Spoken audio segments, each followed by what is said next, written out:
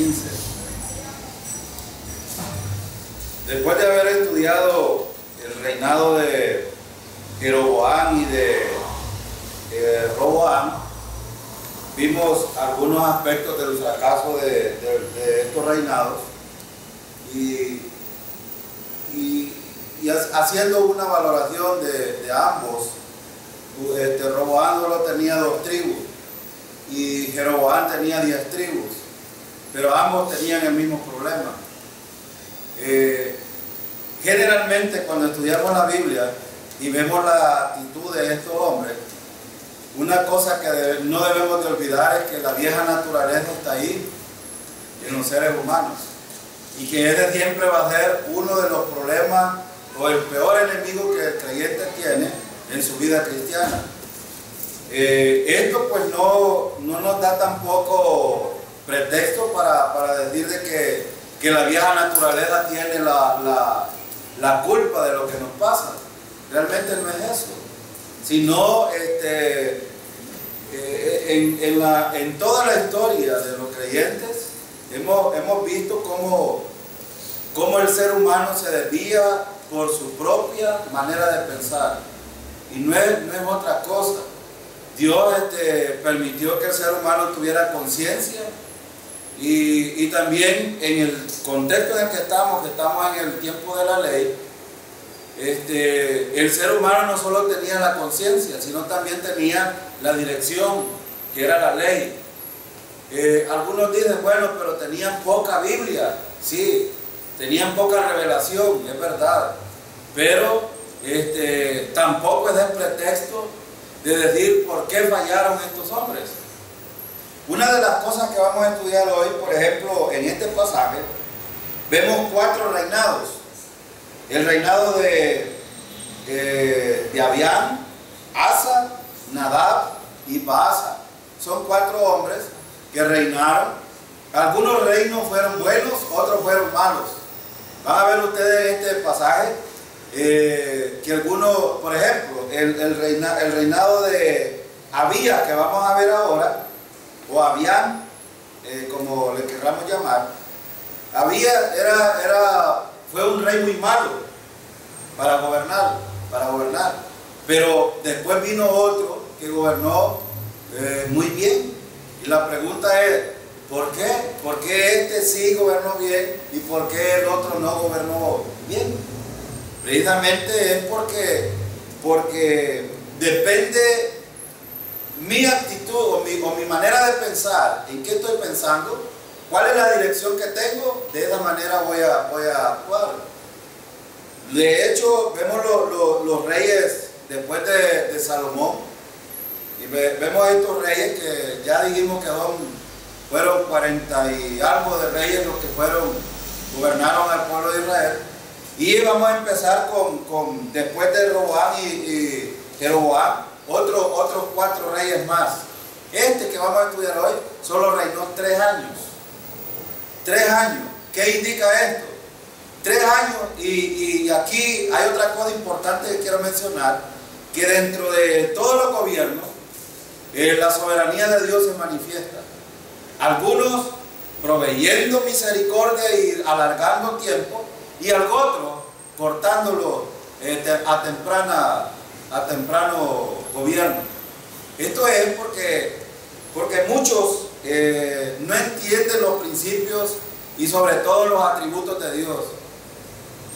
Esta semana, por ejemplo, ha habido una conmoción mundial, y quizás no conmoción sino alegría mundial. Y hay un hombre que conozco de aquí que es un asesor pedagógico que trabaja con el Ministerio de Educación. Hacía unos comentarios, claro, este hombre ya está determinado que tiene su inclinación partidaria.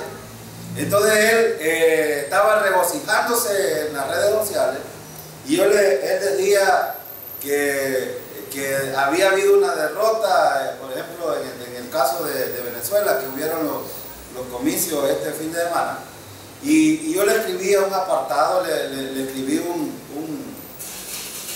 escribí casi como 2 páginas le mandé, explicándole las razones por las cuales Dios o alarga el tiempo de los gobiernos o los acorta. Y eso es una verdad también para nuestro gobierno y para los gobiernos mundiales. Si nosotros, por ejemplo, estudiamos la historia de Israel, vamos a ver que Israel tuvo gobernantes malos. ¿Y qué hacía Dios? Como los gobernantes eran malos, oprimían al pueblo de Israel o le daban mala dirección, Dios los quitaba. ¿Por qué? Porque era el pueblo escogido de Dios. Porque Dios quería tener una relación con ellos. Porque Dios quería que ellos llevaran adoración a Él, no a otros dioses. Y esa realidad es la misma que tenemos hoy con la iglesia. Dios no quiere que nosotros le demos adoración a otros dioses, sino al verdadero Dios, que es Yahvé de los ejércitos. Y ese es el problema también en el cual muchos de nosotros nos enfrascamos también. Alegrarse, por ejemplo, yo le escribí a este hombre, la victoria no es del ser humano. Porque cuando de la edad, bueno, yo le hablaba acerca un poco de la idolatría, cuando los hombres idolatran el poder económico, político y social, se desvían. Y por eso no pueden ver la soberanía de Dios en medio de esto. En este reinado de Abías o Abián, no sé cómo dice en tus Biblias, pero es lo mismo. Abías, y aquí es bien importante que no pierdan de vista ustedes por qué Dios solo le permitió 3 años a este hombre. Y eso es lo que yo quiero dejarle esta pregunta. ¿Por qué Dios determinó que 3 años nomás gobernara a este hombre y lo quitó? Vamos a ver por qué. Vean versículo 1 y 2. Versículo 1 y 2. Las palabras claves que vamos a estudiar en este pasaje, en el capítulo 15 de Primera de Reyes, son reinado, mal ejemplo, maldad, prioridad, madre pagana. Esas son las palabras claves aquí en este pasaje. Ahora, ¿cuál es el reto? El reto que nosotros vemos aquí, debido a la perversidad de estos reyes en conducir mal al pueblo de Israel, Dios los quita. Ahora, aquí hay un reto importante. ¿Usted cree que como creyentes Dios no puede ser de la misma manera con nosotros? Claro que sí. Si nos conducimos mal en la vida cristiana, Dios va a hacer algo con nosotros. No crea usted que no va a hacer algo. Entonces el reto es, si Dios os ha puesto en algún lugar para ministrar a otros, lo que debemos de hacer es ministrarlo correctamente y guiarlo correctamente. Porque si no, Dios va a tratar en cualquier momento con lo que, sobre todo los que tienen dones de enseñar y dirección a la iglesia. Entonces vamos a ver aquí algunos problemas. Tengo la versión, nueva versión internacional, y les va a parecer un poco extraña, pero es lo mismo. Y también tengo la versión latinoamericana, que son 2 versiones que vamos a leer. Pero miren el versículo 1. En el año 18 del reinado de Jeroboam, hijo de Nabat. ¿Recuerdan ustedes cuánto tiempo gobernó Roboam? Yo expliqué esto en 17 años. Terminados los 17 años de Roboam, muere y Abías empieza el reinado. En el año 18 de Jeroboam, ¿cuántos años gobernó Jeroboam? 22 años. Entonces todavía estaba Jeroboam aún, a pesar de las maldades, a pesar del fracaso espiritual con el pueblo de Israel y la mala dirección, Dios lo mantuvo un pequeño tiempo todavía, pero había un propósito. Ese propósito lo vamos a estudiar en este capítulo 15.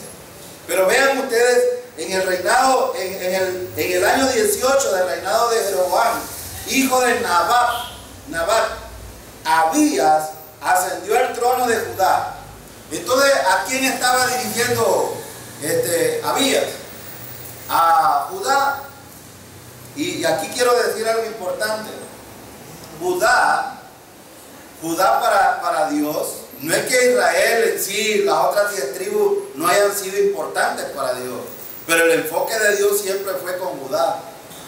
Y lo hemos estudiado dispensacionalmente, porque Dios siempre trató, y fíjense aquí, es bien importante, porque Dios siempre fue enfático en la dirección del pueblo de Israel, en este caso Judá, en cuanto a los reyes, en este punto de la dirección, ¿por qué fue tan enfático? Porque precisamente Dios quería proteger muchas cosas aquí. Y sobre todo la línea genealógica de donde iba a nacer el Redentor, el Mesías. Entonces, para ver algunos aspectos aquí, el reinado de Abías fue un reinado muy impío, muy impío. Y imagínense ustedes, hermanos, que Dios le diga a ustedes que le va a dar a un pueblo y que ese pueblo lo va a dirigir de la manera correcta y usted desviarse. Entonces, desviarse en varios aspectos, no solo en los aspectos espirituales, sino también en los aspectos de como ser humano, como hombre, como esposo, como líder. Es decir, hay muchos aspectos aquí que tienen que ver. Y aquí vemos nosotros que Jeroboam era hijo de Roboam. ¿Y quién era Roboam? Era nieto de Salomón, ¿recuerdan? Y era bisnieto de David, para que ustedes entiendan cómo va la línea. Es decir, el traspaso de los gobiernos y de los reinados en Judá siempre fue tratando de mantener la línea genealógica. Si ustedes se fijan, y van a ver ustedes cómo Dios iba trasladando, pero aquí había un problema. Y no quiero decir de que es el común denominador en la historia, pero sí tiene mucha influencia en esto. No, y por eso cuando nosotros estudiamos o cuando enseñamos, es importante ver la actitud que tienen las madres en cómo guiar a los hijos, porque yo ya dije en el estudio anterior que las madres tienen una fundamental oportunidad de guiar a los hijos de la manera correcta, pero si no lo hacen, los hijos van a sufrir, van a tener problemas. ¿Y por qué digo esto? Porque generalmente los hijos pasan más tiempo con las madres que con los padres. Estoy hablando de que pasa más con la mamá que con el papá. Entonces el papá, como se encarga de proveer a la casa, es el que pasa trabajando generalmente, es el que va y trabaja y trae los recursos que necesita. Pero aquí hay otro aspecto importante para los jóvenes que no se han casado. Qué importante meditar en cuanto a las decisiones de formar una familia. Para formar una familia no necesariamente debo de ver la parte externa de una mujer o de un hombre, que es lo que comúnmente le llama la atención a los jóvenes hoy. Cómo se viste, cómo camina, cómo anda el pelo, qué ropa usa, de qué marca es, los zapatos que usa. Es decir, cosas que no tienen absolutamente nada que ver. Y generalmente, la mayoría de mujeres y de hombres hoy día se van por esa línea en vez de ver por la aptitud y la actitud y la vida espiritual del ser humano. Ahora, los creyentes, ya hemos dicho, creyentes deben de casar con creyentes. Porque aún, yo les digo, aún siendo creyentes y teniendo una familia creyente, ¿tenemos o no tenemos problemas? Claro. Imagínense teniendo imagínense la hermana Gemma teniendo un esposo impío, que ella se queda en su casa y el impío se va para la feria, se va para la fiesta, se emborracha. Yo no sé cómo la pasaría realmente ella como creyente. Entonces, ¿por qué estoy diciendo esto? Porque aquí dice que era hijo de Nabat. Hijo de Nabat. Vi que Nabat era, bueno, vamos a ver más adelante un poquito acerca de la mamá también. Y eso es lo que quería apuntar.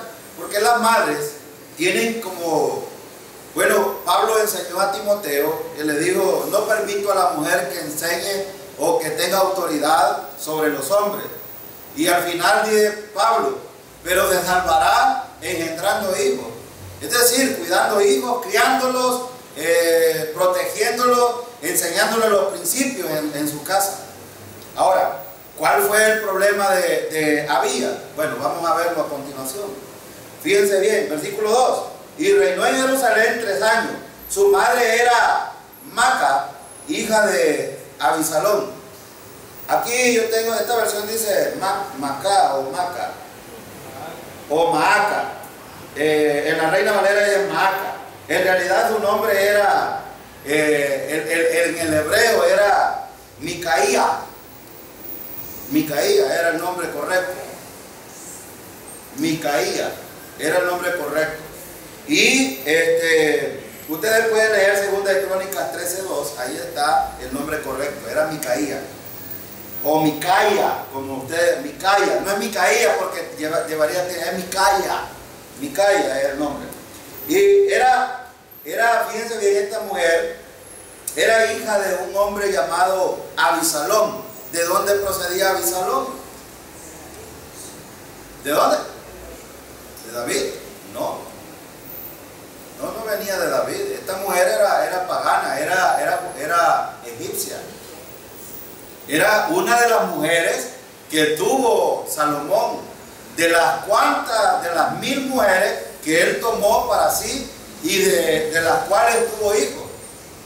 Yo recuerdo que cuando vimos la vida de Salomón, empezamos a preguntar acerca de cuántos hijos tuvo. Bueno, aquí van saliendo algunos.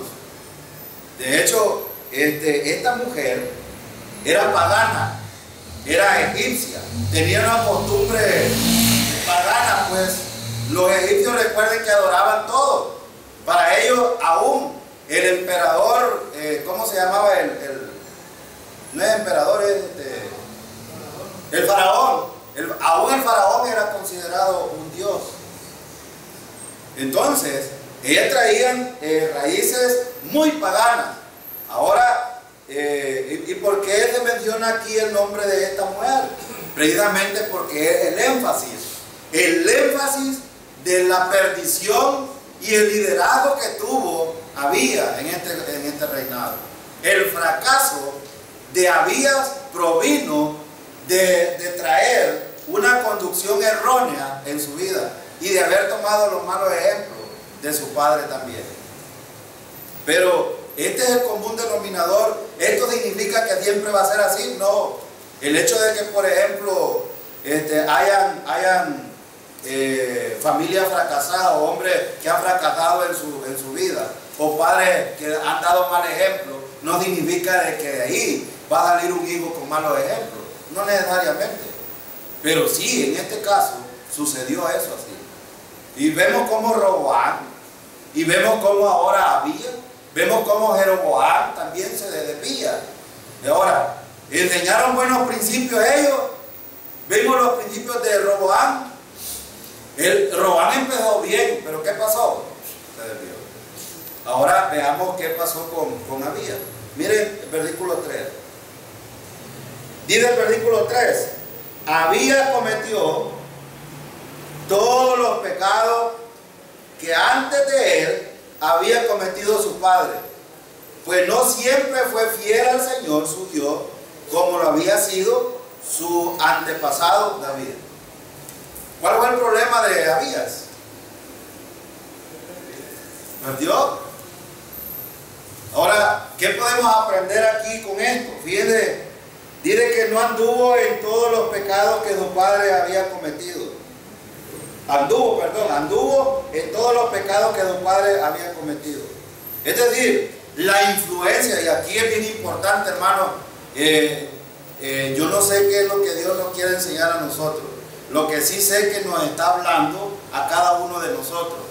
Familiarmente, si ustedes se fijan, familiarmente, los fracasos de estos reyes o de estos hijos fue precisamente por la influencia de tus padres. Como dije, lo repito, no significa de que en nuestra familia, si nosotros somos malos ejemplos para ellos, ellos van a ser malos ejemplos para los hijos. Si corrigen, el problema aquí no es tanto los malos ejemplos que dieron sus padres. El problema es que estos no quisieron corregir la conducta de los padres. Ese es el problema. El problema es que usted puede tener malos ejemplos. Bueno, pregunto, ¿Hay malos ejemplos en la iglesia? Sí, hay malos ejemplos.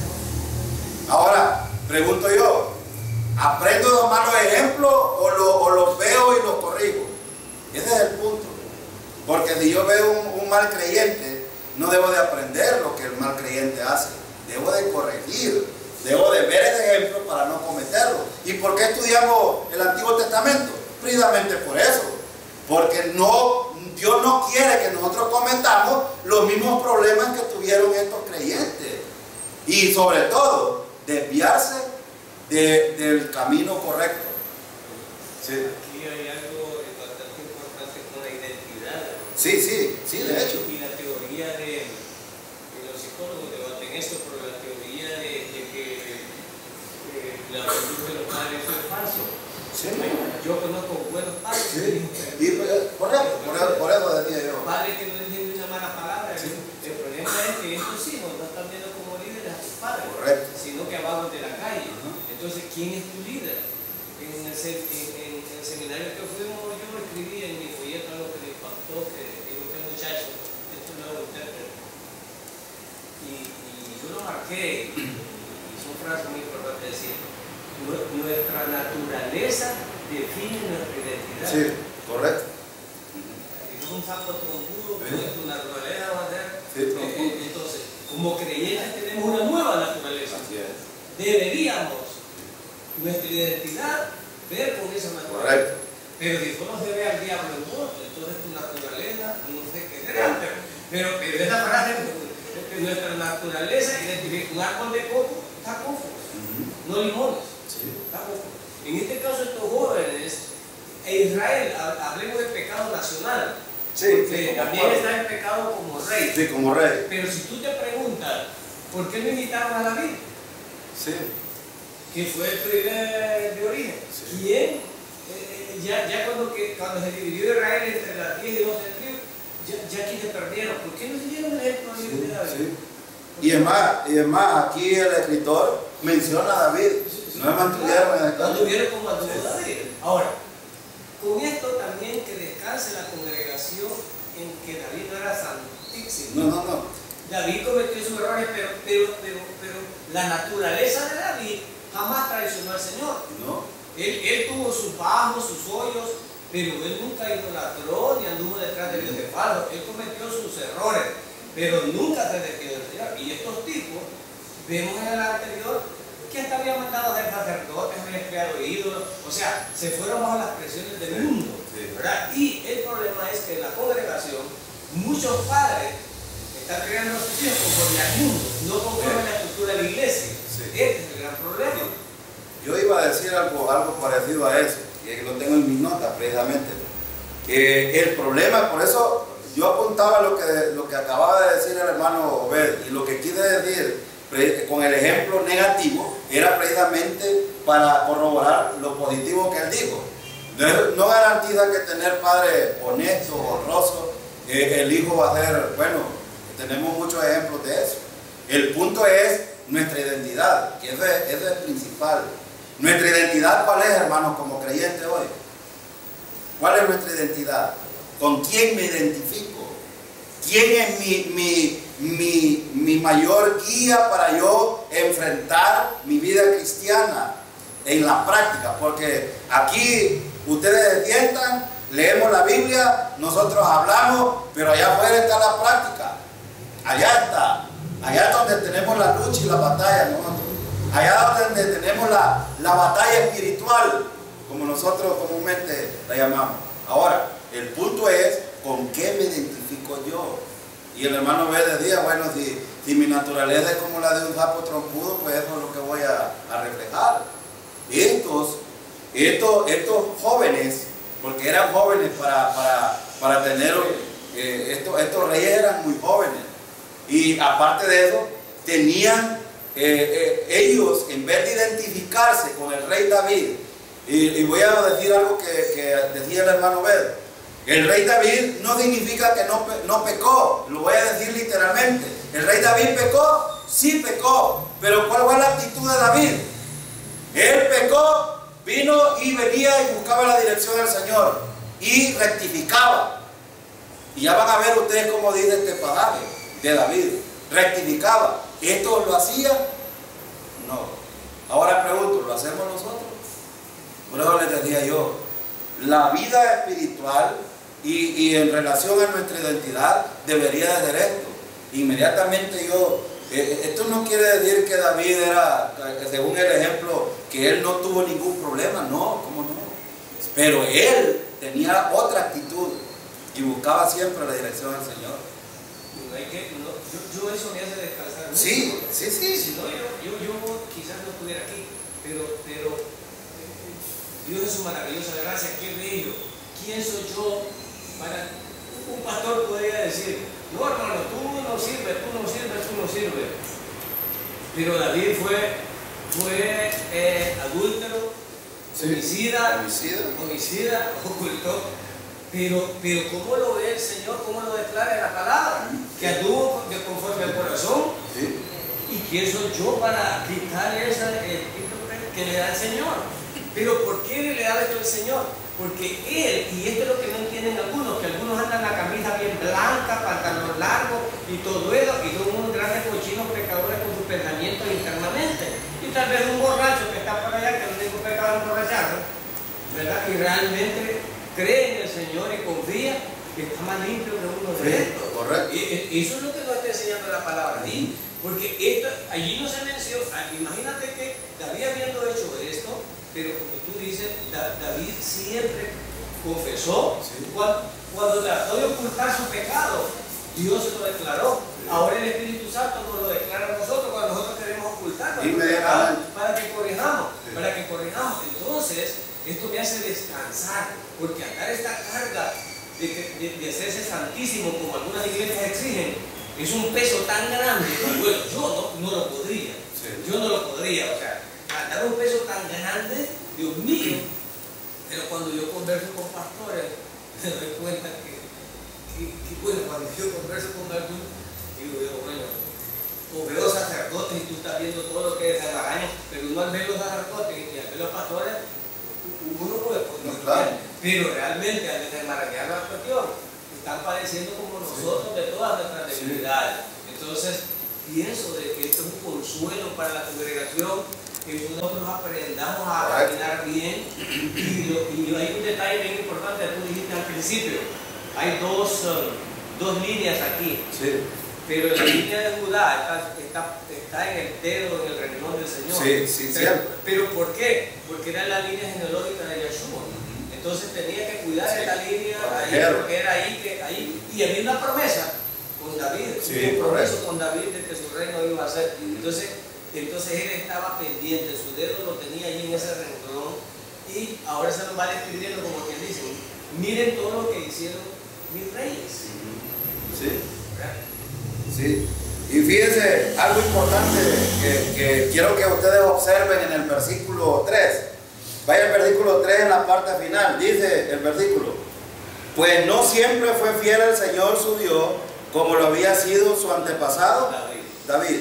En la Reina Valera creo que dice: no fue su corazón perfecto con Jehová su Dios, como el corazón de David. La palabra aquí, perfecto, el corazón perfecto, no significa sin pecado, porque cuando algunos ven la palabra perfecto, ven el más santísimo y no quiere decir eso. Quiero decir la palabra hebrea correcta. La palabra hebrea utilizada ahí es shalem, para hablar de integridad, que es la palabra que usa el escritor aquí, íntegro. Es decir, que no fue íntegro como David, su padre. ¿Por qué? ¿Qué significa la palabra shalem o íntegro? La palabra shalem es una palabra sinónima para hablar de que estaba completo, cabal, perfecto, maduro, recto, pero también la palabra que la fui a investigar porque esta es una palabra que si oyen otro predicador, ustedes se la va a tirar así, buscando santidad. No está hablando de eso, él está hablando de dispuesto. La palabra aquí, shalem, significa dispuesto. O sea, ¿a qué estaba dispuesto David? ¿A qué estaba dispuesto? Siempre estar en la dirección del Señor. Ahora, hermano, ¿estás dispuesto tú? ¿Cuál es la disposición que tienes? ¿O cómo estamos nosotros tratando? Mire, el hermano B acaba de decir varias cosas importantes. Y yo, igual, cuando yo estaba estudiando este pasaje, yo no sé, el Señor está tratando conmigo en algunas cosas y me está enseñando, me está mostrando muchas verdades. Y hemos enseñado nosotros que primero el Señor nos dice, aprende de esto. ¿Para qué? Para poder enseñar a otros. Y lo que yo veo aquí es que en este punto podemos tener descanso nosotros. Y usted debe de aprender esta tarde, hermano, con este mal ejemplo de este hombre, Abías, necesitamos descansar. Porque a pesar de los imperfecciones, de los problemas que tenemos, de las consecuencias que pueda traer nuestra falta de sabiduría para conducirnos en el camino del Señor, Dios siempre está tratando con nosotros. Dios siempre está tratando con nosotros y nos está diciendo, aquí no está bien, tenés que conducirte bien. Y esto nos llama a la disposición. ¿Cuánta disposición tengo yo para tener la actitud que tuvo David? David mató, adulteró, pero tuvo consecuencias. Sí, su hijo murió. Pero ¿qué dijo David? Después de haber ayunado, después de haber estado orando al Señor, ¿qué hizo David? ¿Se levantó o se quedó ahí tirado en la lona? Hermano, se levantó. Y ustedes ven el ejemplo que está poniendo aquí, el ejemplo que pone Dios mismo a través para que nosotros aprendamos, es que a pesar de que pase, hermano, nosotros no debemos de menguar y estar ahí. Debemos de ser, el Señor nos restaura, nos levanta, nos anima, nos fortalece. Bueno, tantas cosas que nosotros podemos aprender de esto. Y esto es precisamente lo que Dios nos quiere mostrar aquí. Algo importante en lo que tú dijiste, David, en el caso de su hijo, un creyente que se le muera su hijo, es capaz que deja de venir a la iglesia, de nuevo con el Señor. Y David, esto me gusta, era máquina, hombre. Él, bueno, digo, Dios ya declaró su voluntad, lo llevó y yo sigo con él. No digo, tú me llevaste mi hijo, no sos Dios. No, él dijo, se levantó, aceptó la voluntad de Dios y dijo, y a vivir para Dios de nuevo. Ahora, y eso, estuvo dispuesto. En cambio, ¿cuántos creyentes resentidos hay? No saca mi hijo de la cárcel, no lo saca del vicio, y yo no salgo de esto, y yo no salgo del otro. Y entonces llegaste a mentira, yo ni voy allí no veo el milagro. O sea, andan detrás de otras cosas. Y esa es la fidelidad, esta es la perfección que David tenía. Y David estaba convencido que este era el Dios Todopoderoso y él no estaba cambiando su opinión, ¿verdad? Independientemente de lo que pasara.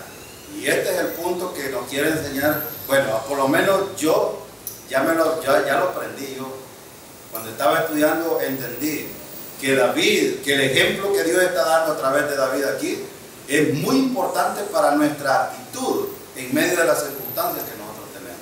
¿Cuántos vamos a estar dispuestos a pesar de que, miren, hermanos, quiero decirles, no hay profeta, pero de aquí para allá vienen cosas muy difíciles. Ustedes que tienen hijos van a empezar a enfrentar problemas serios con sus hijos. Sí, porque ellos si no abrazan con humildad las enseñanzas bíblicas que compartimos aquí y que están en la palabra y que podemos aprender estos principios, si no lo abrazan, va a haber momentos que ellos van a flaquear y te van a dar problemas. Pero esto es bien importante aquí. Yo por eso hablé un poco de la familia, porque aquí es importante que los padres traigan a sus hijos. Lamentablemente hay muchos de los padres ausentes en estos tipos de estudios, cuando deberían de estar.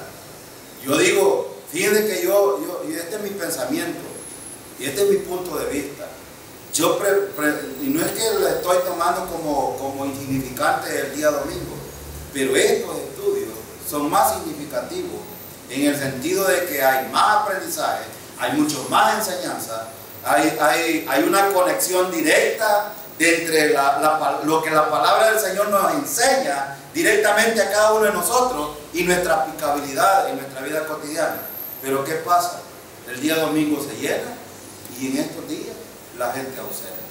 Ahora pregunto, ¿cuál es la disposición que tienen los creyentes? Número 2, ¿cuánto realmente quieren andar en los caminos del Señor? Hermanos, si allá afuera la vida se torna difícil. Y si no aprendemos estos principios, ¿ustedes creen que la gente va a enfrentarlo como los enfrentó David? Difícilmente, diría yo. Justamente, yo me fui preocupado el domingo y me fui preocupado y yo lo repito, algunos vienen a misa y eso es lo que me preocupa. Han agarrado el domingo, día del Señor. ¿Quién les ha dicho eso? O sea, y hay otros que creen que porque vinieron el domingo están justificados por todos los pecados de la semana. Y otra cosa, yo le iba a sugerir al pastor, le iba a decir, ¿sabe qué, pastor? Todas las participaciones y la gente que quiere dar gracias a Dios, que las dé temprano. Que los adelante. Sí, que las dé al principio y no a la hora de porque lo que hacemos es un show. A veces a la gente le gusta venir a hablar delante de toda la gente cuando está llena. Póngala a las 9. Póngala a las 9 para tener la acción de gracias ahí. Ya no la quieren dar, cuando ya está lleno, le gusta el púlpito y que todos le aplaudan. Entonces, estas declaraciones son que como líderes nosotros tenemos que ver qué es lo que están pensando. Póngala a las 9 a ver si hay bastantes participaciones. Vamos a ver qué sucede. Ahora, esto es lo que es el problema de que debemos declarar y enseñar bien para que la congregación después no nos demande y Dios no nos demande a nosotros. Y nosotros a nuestros hijos. Por supuesto, no es por estos hermanos están aquí por la fidelidad, claro. Son los que siempre están, sino que son los que no están, que son los que no están recibiendo la palabra que tú estás enfatizando en este momento, que es a la que quisiéramos alcanzar como responsables de guiar para que pues, ellos sigan adelante. Sí, y bueno, yo creo que yo empecé este estudio con una parte enseñando acerca de la vieja naturaleza. Y no hay pretexto ni delante de los hombres ni delante de Dios de decir de que la vieja naturaleza, bueno, si no estamos identificados ahí, pues de hecho, mango tan mango, coco tan coco. No hay otra cosa, no hay otra adecuada distinta. Los carnudos, ¿qué vamos a hacer? ¿Qué se va a ver en nosotros? Obras de la carne, lo más chulo, lo más jugoso, ¿verdad? Pero el que anda en el espíritu se va a ver precisamente esto. ¿Cuál es entonces la palabra? Por eso busqué esta palabra chalem, porque el ejemplo que da de David aquí es la disposición que tiene el creyente, no solo en el culto, en el estudio, sino en la vida práctica. ¿Cuál es la disposición? ¿Disposición con quién? Nosotros, hermanos, solo somos líderes. Estamos tratando de guiar al rebaño. Pero el hermano Ben dijo dos cosas. Nosotros tenemos nuestras propias cargas como líderes, sí. Tenemos nuestros propios problemas. Pero también tratamos de llevar las cargas de otros. El hermano Jorge tiene un ministerio amplio. Ustedes no tienen la idea del trabajo que tiene. Visitar enfermos, evangelizar, llevar estas cargas de los hermanos, no crean ustedes que es fácil. Yo por otro lado, a veces por teléfono tengo que atender gente. Esta semana me gusta esto porque por las redes sociales, qué importante que los hermanos lo usen correctamente. Hubo una hermana que creo que platicó con unos testigos de Jehová y la dejaron confundida. Entonces ella buscó y me escribió. Y me dice, hermano, quiero que me explique esto. Y estuvimos ahí por el Messenger. Yo estuve explicándole con la Biblia algunos puntos que le habían enseñado mal. Y entonces ella me dice, hermano, gracias porque ahora descanso en el Señor de saber lo que me has estado explicando. Qué importante. Y yo siempre pongo a mi disposición cualquier medio para hacerlo. Porque, hermano, es la tarea nuestra. ¿Para qué? Para que después no digan el hermano Bed, el hermano Jorge, el hermano Luis, el hermano Aníbal y el hermano Tony o las maestras no enseñaron correctamente y vayan a buscar un pretexto para decir ellos son los responsables. No. Este es un punto, estoy hablando de los aspectos generales, pero ¿qué hay de los aspectos personales de cada quien? Aquí hay un aspecto general con el pueblo, con la tribu de Judá, pero hay un aspecto personal con el rey Abías. ¿Sí? Tú hablaste de la identidad. Sí. ¿Con quién nos identificamos? Porque ellos, el pecado más grande era que nos identificaban con Dios, con quien se volvían a los ídolos. Sí. ¿Verdad? Sí. No nos estaban identificando con Él. Ahora, Cristo le dijo a los apóstoles en el aposento alto, le dijo, ustedes dicen que yo soy maestro. Sí. Y él no dice ni lo soy. Pero no hacen lo que yo les digo. Sí. No hacen la voluntad de Dios. Entonces, la iglesia debería de entender esto. Si somos identificados con Él, que somos cristianos, ¿verdad? Porque ser cristiano es Seguidores de Cristo. de Cristo. Entonces deberíamos de, pues, precisamente acatar la dirección que la palabra de Dios les da a través de lo que nosotros decimos, porque nosotros lo que tiramos es lo que Cristo dijo, ¿verdad? O lo que Dios dice. Ahora entonces, pues, ¿con quién estamos identificados? ¿Estamos identificados con Cristo o estamos identificados con Los seres humanos. los seres humanos, con el mundo? Sí. ¿Qué sé yo, verdad? Entonces, eso debería de llamarle la atención a la gente. Sí. ¿Con quién me identifico yo? Sí. Bueno, entonces, ¿cuál fue entonces el problema de Abías, según el versículo 3? ¿Cuál fue el problema? Versículo de piedad. Abías cometió todos los pecados que antes de él cometió su padre. El problema fue que siguió en lo mismo que anduvo su padre. Tenía el ejemplo malo del padre, lo había visto. ¿Cómo había terminado? Sí. Entonces, ¿por qué lo siguió? Porque esa era su identidad. Se identificó más con el padre en vez de identificarse con el Señor. Hermano, nosotros debemos de identificarnos con el Señor para después tener una buena identidad ante los demás. Y esto lo hemos hablado, yo lo he dicho muchas veces. Mi relación vertical determina mi relación horizontal. Y esto es bien importante. Obviamente aquí, pues estaban caminando horizontalmente sin tomar en cuenta a Dios y considerar. Versículo 4, miren lo que dice. No obstante, por consideración a David, el Señor su Dios mantuvo la lámpara de David encendida en Jerusalén y le dio un hijo que lo sucediera para fortalecer así a Jerusalén. Este es el ejemplo. ¿Por qué Dios le dio una descendencia a David? ¿Por qué? Para que mantuviera esa lámpara. ¿Y qué significa la lámpara aquí? ¿Para qué es la lámpara, hermano? Para alumbrar. Es decir, lámpara es a mis pies tu palabra y lumbrera. Entonces la lámpara aquí era dirección. Era dirección.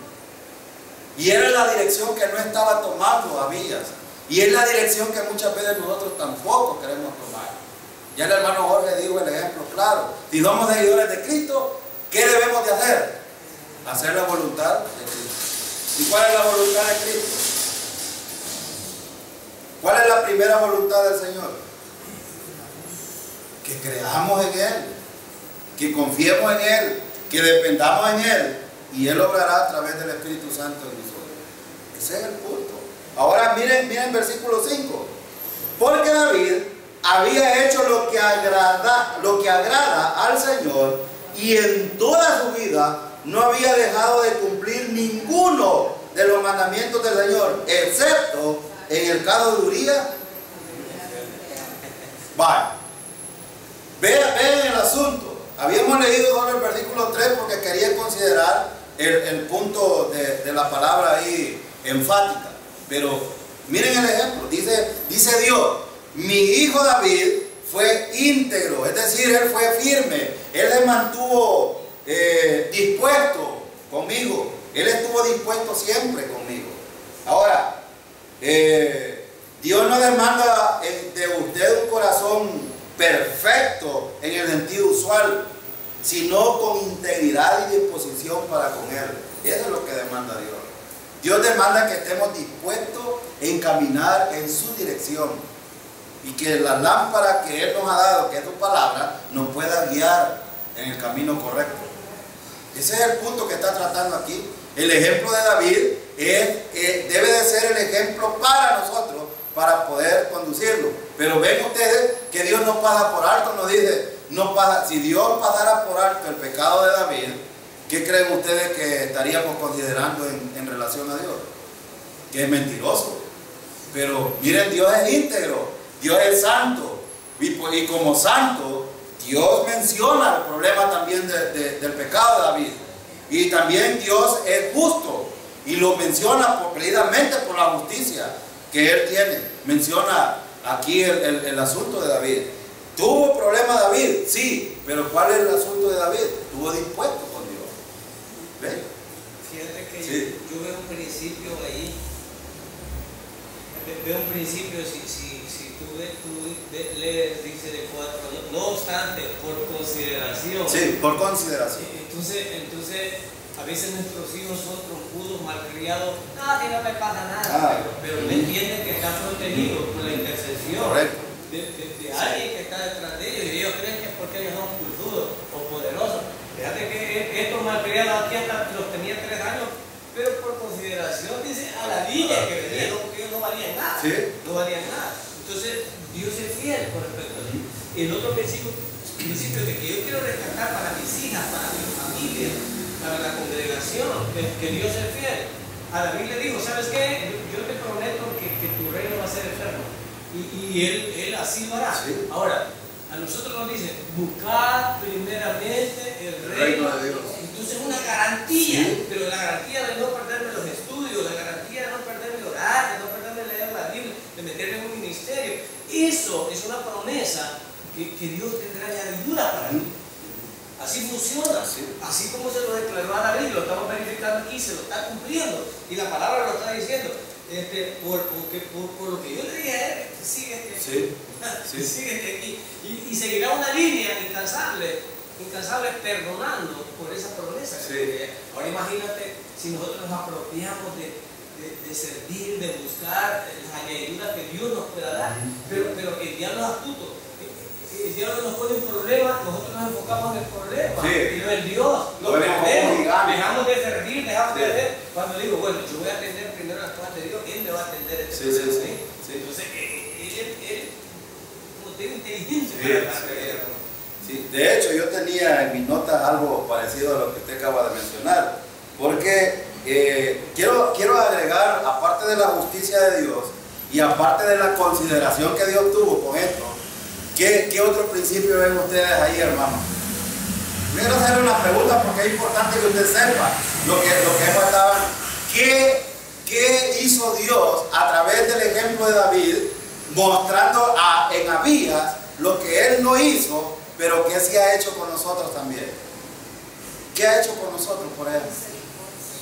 ¿Ha tenido consideración con nosotros, Señor? ¿Ha hecho justicia Dios con nosotros? Por medio de Cristo lo hizo. Hermano, ha mostrado su gracia Dios para con nosotros, y lo hizo en esta línea que el hermano acaba de decir. Y no por eso vino Cristo, pues, el Mesías, el Redentor. Y aparte de eso, Dios sigue teniendo misericordia de nosotros, hermano. A pesar de, sigue teniendo misericordia. Aprendamos, hermano. Aprendamos, ven. No estamos aquí porque somos grandes personas. De hecho, este hombre del cual estamos hablando hoy, Abías, era yo diría, era una porquería, lo voy a decir así. Delante de Dios era una porquería. Cometió los mismos errores, y aquí es donde debemos de aprender. No cometamos los mismos errores que cometieron estos hombres. No los cometamos. ¿Y para qué? Para que Dios siga teniendo misericordia, y a pesar de eso, nos siga utilizando en los ministerios. Quiero rescatar algo que el diablo usa los pastores para decir, y algunas cuestiones. Sí, y sí. algunos se pueden exaltar, pero ¿qué están vendiendo algunos pastores para acomodarnos? La maldición generacional. Sí. Un hijo no está obligado a cometer los pecados del padre. No. Pero cuando le dicen, ay, es que es una maldición, pues yo estoy maldito, Sí. porque aquí voy yo. O sea, es una mentira del diablo. Sí. Aquí todas las cosas son hechas nuevas, Sí. y el Señor, tú naces de nuevo.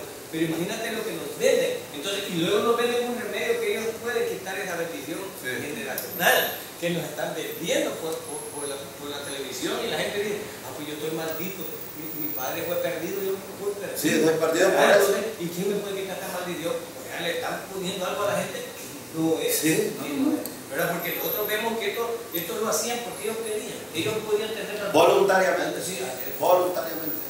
Voluntariamente. Mire, el hermano Jorge y yo tuvimos un papá. Yo poco lo conocí, apenas tenía 5 años, bueno, 6 años cuando él murió. Pero mi hermano le puede contar el carácter de mi padre. Era un hombre tosco, necio, orgulloso. Con el orgullo se los digo todo. Pero no por eso. Yo un tiempo tuve el pensamiento que era el hermano Obed y tuve muchos problemas antes de ser cristiano. Por eso. Porque pensaba de que si mi papá fue borracho, entonces yo tengo que ser borracho. Yo empecé diciendo esto. No necesariamente porque los padres son votados, los hijos deben tener así. No, cuidado con eso. Tengamos cuidado. Y tampoco quiere decir que porque los padres son chuladas, los hijos también van a hacer. No, tampoco. No, y no es ese punto. Aquí lo que estamos viendo es, en cierta medida, la soberanía de Dios en todos los aspectos. Si ustedes se fijan, a este hombre 3 años le permitió. Digamos leyendo el pasaje, vamos a leer hasta el versículo 8 de una sola vez para que vean ustedes, y ahí vamos a terminar el estudio. Mire lo que pasó. El versículo 6. Durante toda la vida de Abías hubo guerra entre Roboam y Jeroboam. Mire, ¿y qué les había dicho Dios? ¿Que pelearan entre ellos mismos? No, desobedecieron. La desobediencia, hermano, es un problema serio en la vida de los creyentes. Es un problema serio, la desobediencia. Versículo 7. Los demás acontecimientos del reinado de Abías y todo lo que hizo están escritos en los libros de las crónicas de los reyes de Judá. También hubo guerra entre Abías y Jeroboam. Y Abías murió y fue sepultado en la ciudad de David, y su hijo Asa lo sucedió en el trono. Entonces, la pregunta era, ¿cuál fue el problema que tuvo Abías entonces? La desobediencia, hermano. ¿Ven ustedes cuál es el problema más serio? La desobediencia, ya hablamos. ¿Fue porque el papá fue así que Abías cometió este problema? No, fue por desobediente. Él pudo rectificar. Ya van a ver ustedes al rey Asa. Ya van a ver el rey Asa, ustedes, en el otro estudio. No lo voy a tomar porque ya no tengo tiempo. Pero quiero establecer esto bien importante. Hermano, la obediencia parcial, Dios jamás la quiere. Dios quiere obediencia total. ¿Y qué quiere decir esto, hermano? ¿Qué quiere decir esto? Bueno, lo que hizo David. ¿Y cuál fue la palabra que vimos en el griego, en el hebreo, perdón? Es chalé. Y chalé quiere decir dispuesto con el Señor. Obediente. Alguien que está dispuesto con el Señor va a ser obediente. No soy obediente para estar en relación al Señor, sino tengo una relación con el Señor y soy obediente. Obediencia parcial, sí creo en el Señor. Sí, o sea. No me bautizo. Sí. No agarro ningún ministerio. Sí, no quiero nada. Allá andar con la rodilla. Soy salvo. Soy salvo y hasta ahí me quedo. Yo no quiero El más. Señor no puede ser burlado. No. Más te vale meterte con todo. Sí. Pero es que tengo estos pecados y esta carga. Métete, que Dios arreglará cada una de esas cosas. A su tiempo Dios irá arreglando. Pero la gente dice, no, yo me voy a limpiar y cuando te hago algo bien me voy a entrar. Uno de tus fuerzas no puede limpiarse. Entonces, esas son las obediencias parciales. Que tenemos como congregación. Y yo ando así como Pedro cuando agarraron al Señor, viendo por el caguán. Entonces, eso no es función. Pero el diablo nos vende esa idea. Entonces, es de meterse con todo. Yo creo en el Señor cuando me bautizan y en qué puedo servir. ¿Cómo estoy aquí? Yo como hago. Y el Señor, pero vos tenés un gran pasado, sí, pero el Señor va a estar con él y me va a perdonar todito. Sí. Todito me va a perdonar. Y de aquí para allá comienza mi batalla. Y en el nombre de Él es que podemos orar. Esta es la verdad, pero Satanás Astuto. es astuto y le pone en la mente a los hermanos. No, es que yo así no puedo, Sí. yo así no, y ellos van quedando a las orillitas y sin involucrarse. Yo he tenido algunas discusiones con algunos hermanos aquí por el hecho, bueno, la hermana Isabel es testigo de una vez que fue unos bautismos allá, tuvimos una discusión con la mamá. La mamá de ella tiene problemas con esto.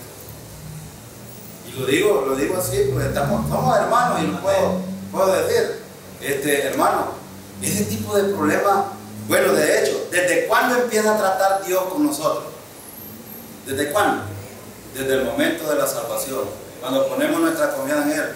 Todos los pecados pasados, hermano, no tienen nada que ver con nosotros. Bueno, y todavía no hemos conocido personas después de que está en el futuro. No, por eso ninguno. ¿Por qué? Pues porque Cristo pagó el precio por nuestros pecados totalmente.